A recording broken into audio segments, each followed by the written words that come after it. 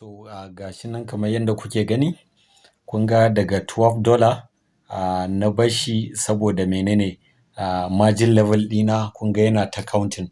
To idan margin level ɗin ya ƙare, yana ƙarewa shikenan so EXCO za su closing account ɗin. Idan equity ɗinka ya zamo babu komai, kuɗinka na nan ya riga ya zama shi ma ya ƙare, so EXCO za su yi closing account ɗin. So gashi nan kuna gani kuɗina ne dai na saka nake nuna muku kamar yadda na nuna wancan.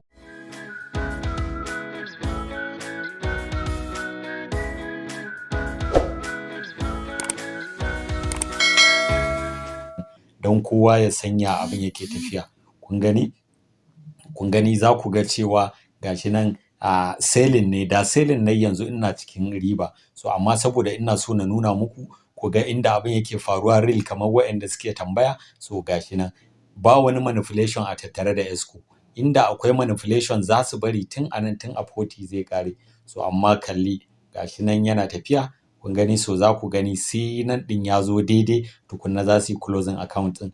Ma'ana margin level ɗinka ya yi ƙasa da abin da ake buƙata. Kun gani? Kun gani? So ku dinga kula, za ku gani. Gashi nan kun gani? Yes, just look at it, okay?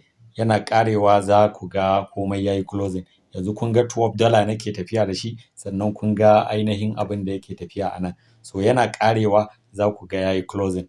I'm just showing this for you guys to understand how this thing works, okay? I'm sacrificing my own money. This is my own money, okay? All right. So look at it. You see? You see everything now is okay? You see? So komai yanzu ya ƙare. Kun ga yanzu an riga an closing. So da $12 ɗina ya ƙare, ya riga ya ƙare, shikenan so za su yi wannan. In akwai manipulation a EXCO, za ku ga suna ta buɗe spread. So amma saboda babu, kun ga $12 ɗina yana ƙarewa suna closing. So wannan shine. Ta nan ake gane broker mai kyau. EXCO is a good broker. It's a good broker, I'm telling you. Thank you very much.